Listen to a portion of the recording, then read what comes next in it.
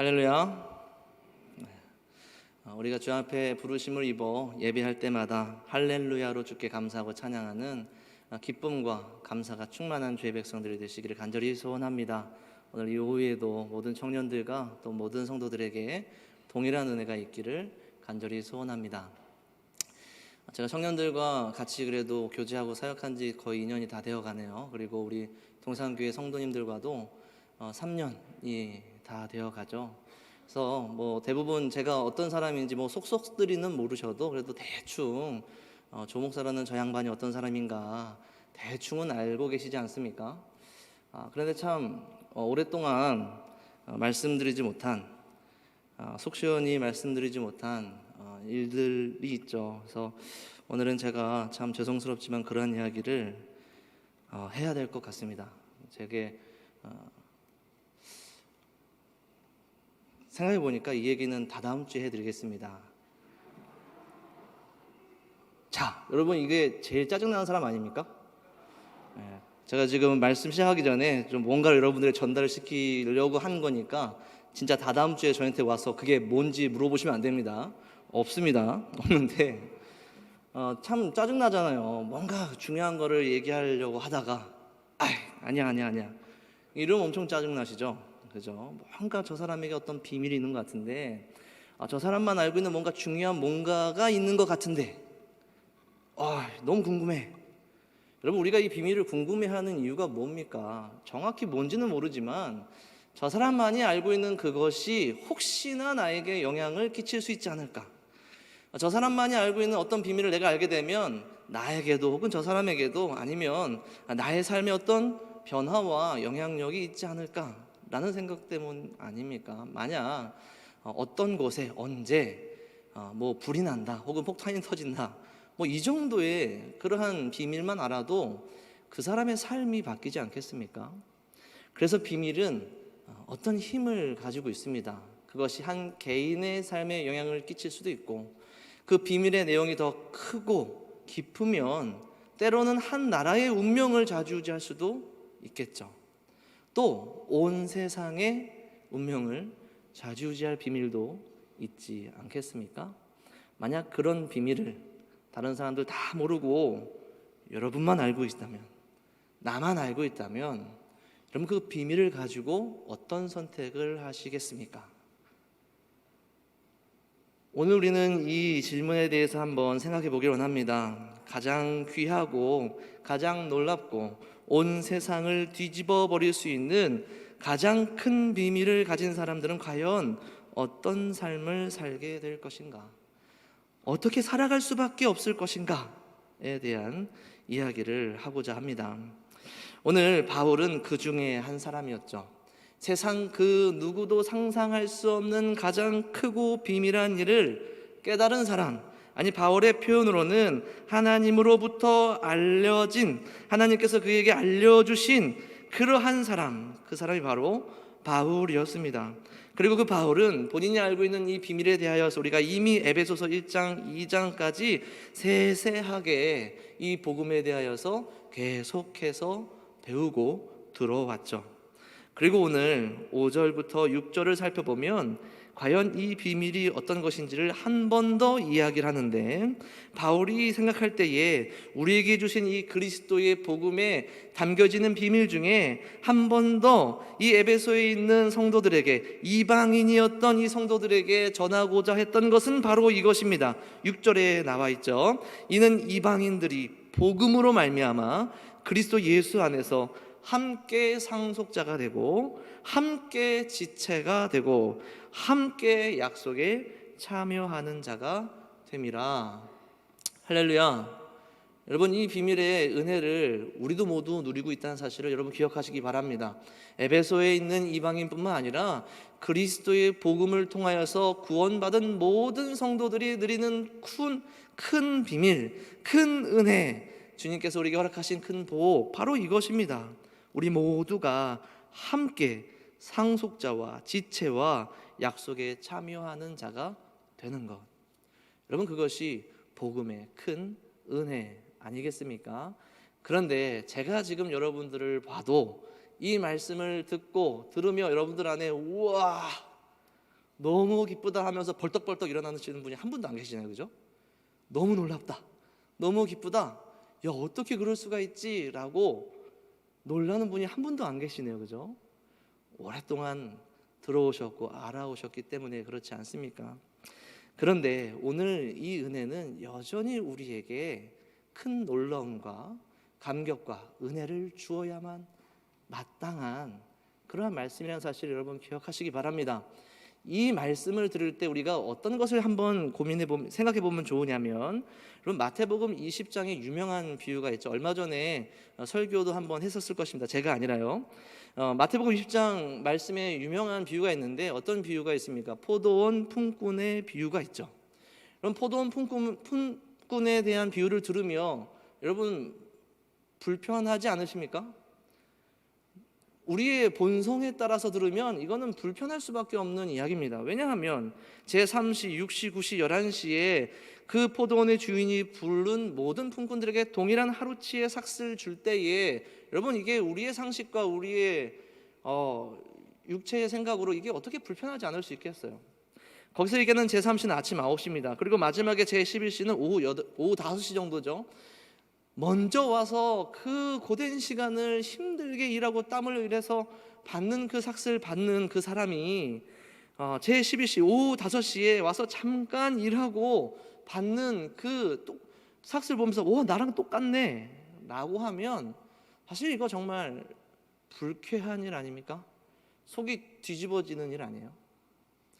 물론 우리의 본성에 따라 읽을 때는 참 불편하다라고는 하지만 분명히 그 말씀에서는 누가 외인인지 누가 하나님의 백성인지를 분명히 예수님께서 의도적으로 드러내고 계시죠. 오히려 더 일찍 와서 일하였으나 주인이 부른 그 품꾼들을 바라보며 기뻐하지 못하고 오히려 분노하고 불평하며 불만을 가지고 있는 일찍 와서 열심히 일한 그들이 오히려 예수님이 말씀하시는 이 비유 안에서는 외인이죠.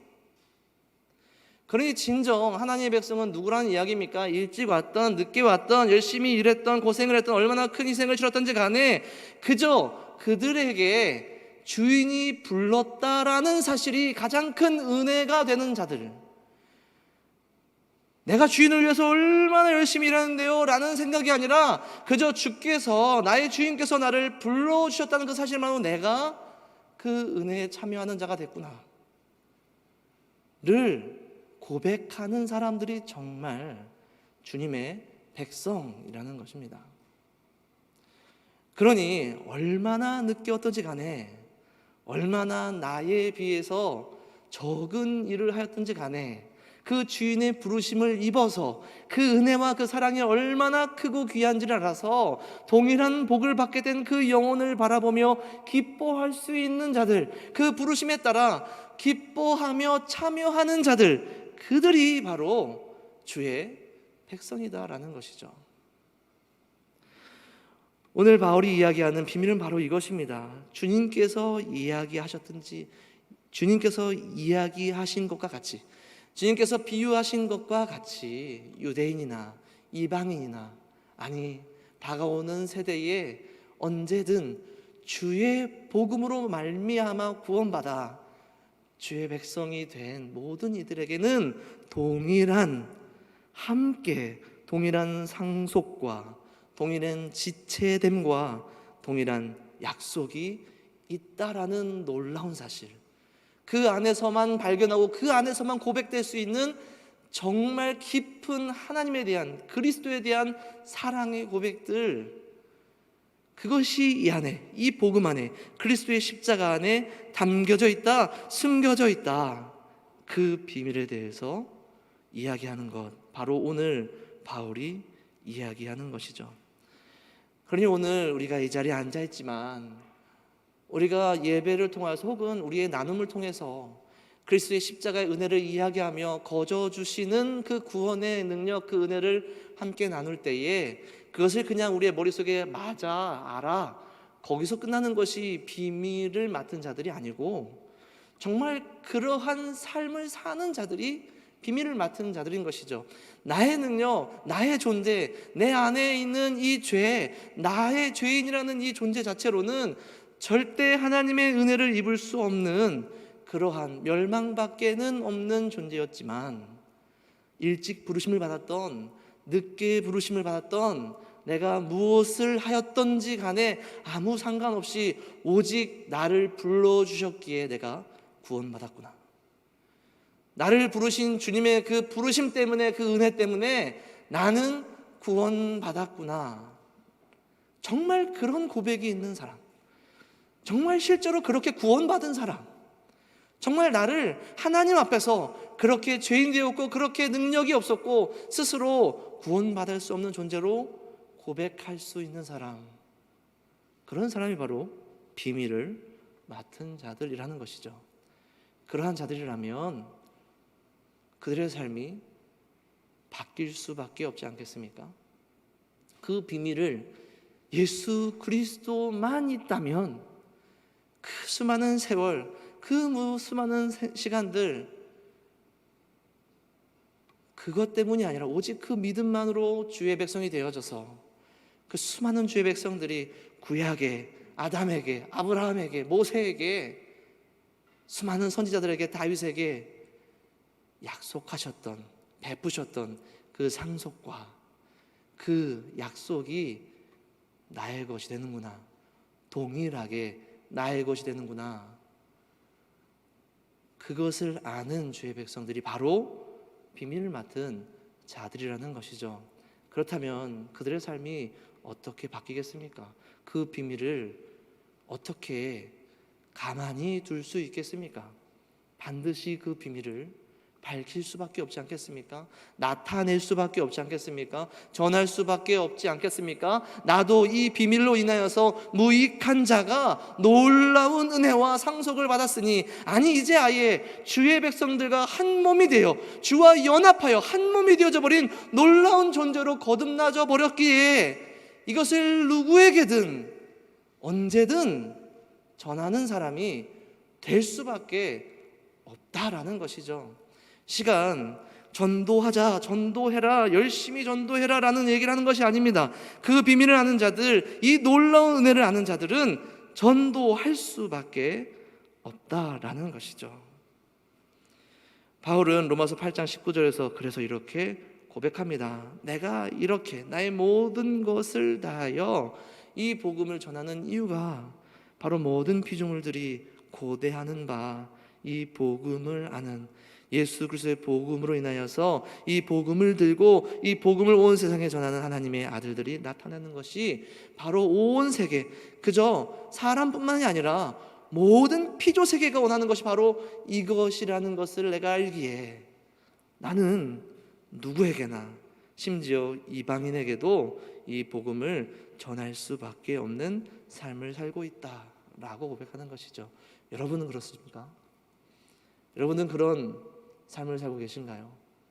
여러분들에게 허락하신 이 놀라운 비밀이 너무나도 크고 감격스러워서 언제나 전할 수밖에 없는, 아니 이렇게 살 수밖에 없는 삶을 살고 계십니까?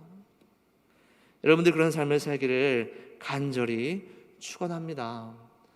바울은 그러한 목적에서 이어지는 말씀, 이 오늘 읽은 3장 1절부터 이어지는 4절까지의 내용을 이 복음을 지키기 위한 내용으로 담아내고 있는 것이죠. 에베소서 1장에서도 바울은 사실 자신이 갇혀있는 상황을 이야기하지 않았습니다.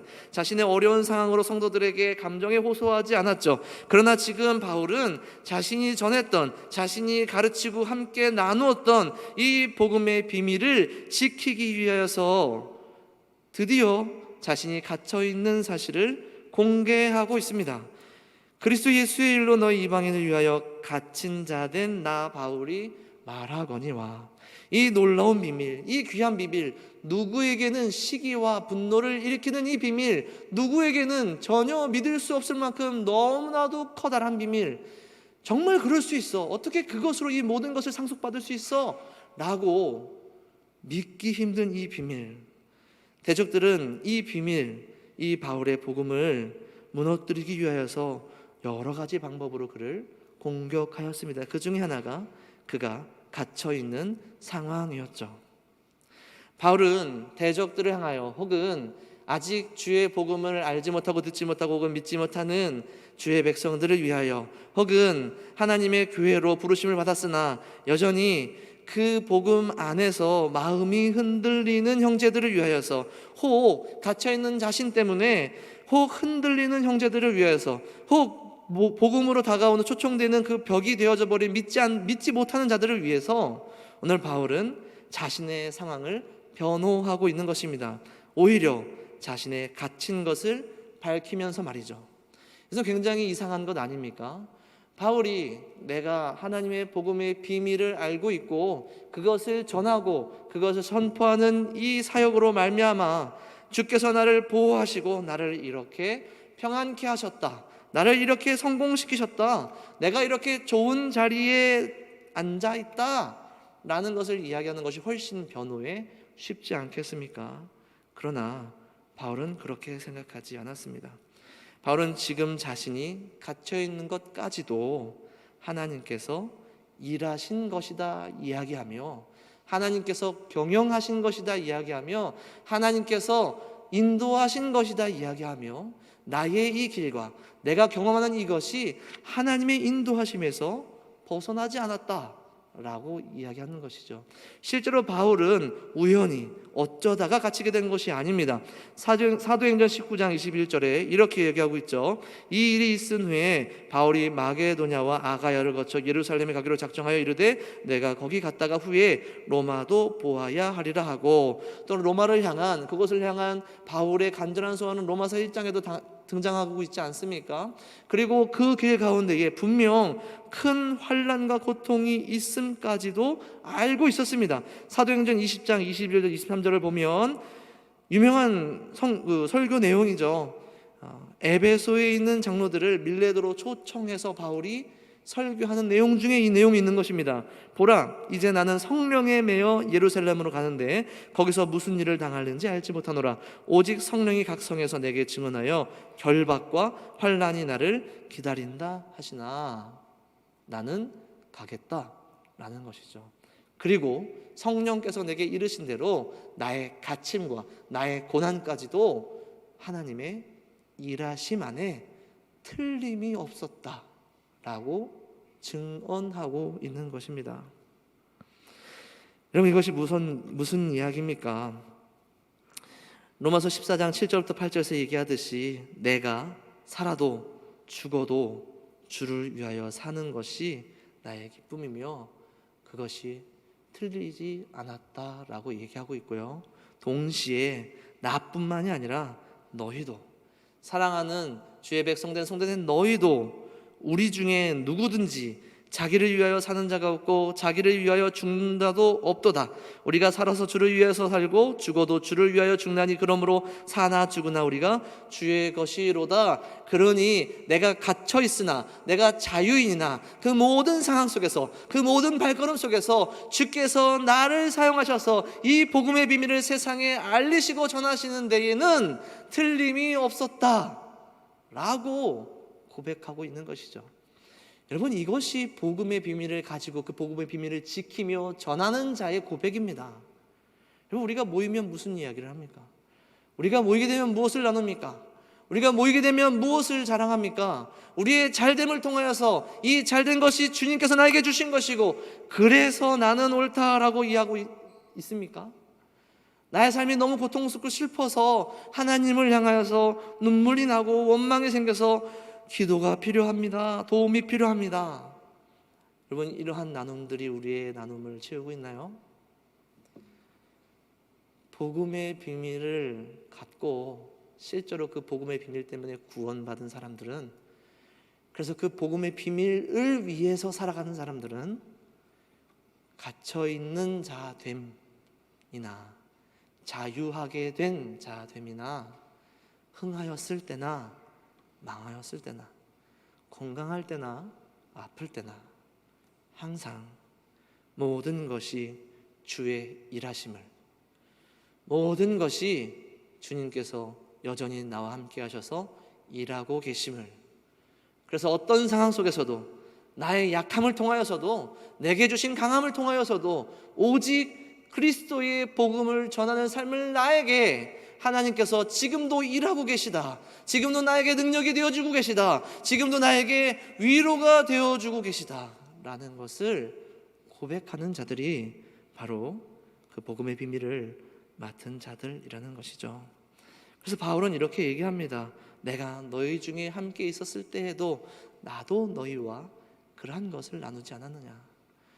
우리가 모여서 우리가 함께 교제하며 우리가 함께 예배하며 우리는 항상 그 복음의 비밀에 대해서 얘기하지 않았느냐. 우리에게 주신 그 은혜에 대해서 이야기하지 않았느냐. 우리에게 주어주신 이 고통스러운 삶과 연단의 과정 속에서도 여전히 우리가 주 안에서 기뻐할 수 있음을 우리가 함께 나누지 않았느냐 라고 바울은 이야기하고 있는 것이죠. 사도행전 20장 30절 32절에서도 여전히 동일한 이야기를 에베소에서 온 장로들에게 바울은 이야기합니다. 또한 여러분 중에서도 제자들을 끌어 자기를 따르게 하려고 어그러진 말을 하는 사람들이 있는 줄 내가 아노라. 그러나 흔들리지 말아야 될 것은 여러분이 일깨어 내가 3년이나 밤낮 쉬지 않고 눈물로 각 사람의 훈계했던 것을 기억하라. 지금 내가 여러분을 주와 및 그 은혜의 말씀에 부탁하노니 그 말씀이 여러분을 능히 든든히 세우사 거룩하심을 입은 모든 자 가운데에 기업이 있게 하시리라. 오늘 본문 3절과 4절에서도 그렇게 얘기하지 않습니까? 곧 계시로 내게 비밀을 알게 하신 것은 내가 먼저 간단히 기록함과 같으니 그것을 읽으면 내가 그리스도의 비밀을 깨닫는 것을 너희가 알 수 있으리라. 그 글과 내가 너희와 함께 가르쳤던 그 수많은 밤낮 쉬지 않고 눈물로 각 사람 훈계했던 그 모든 기억들, 그 안에 우리가 나누었던 그리스도의 비밀, 그 은혜를 기억하면 우리가 굳건히 설 수 있지 않겠느냐라고 이야기하는 것이죠. 여러분들의 모임, 우리 청년들에게는 팀 모임들이 되겠죠. 우리 장년들에게는 구역의 모임들이 되겠죠. 그 모임 속에서 무슨 말들을 하고 계시냐 말입니다. 무슨 능력과 무슨 은혜와 무슨 감사의 제목들로 여러분들은 그리스도의 비밀을 알고 있음을 서로를 위하여서 나누고 격려하고 위로하고 있습니까? 말씀을 맺도록 하겠습니다. 우리는 그리스도의 놀라운 비밀을 맡은 사람들입니다. 믿으십니까? 그 비밀 때문에 살게 된 사람들입니다. 영원한 약속 가운데에 함께하게 된 사람들입니다. 그러한 사람들은 그 비밀을 전하기에 힘쓸 줄로 믿습니다. 또 그 비밀을 지키기에 힘쓸 줄로 믿습니다.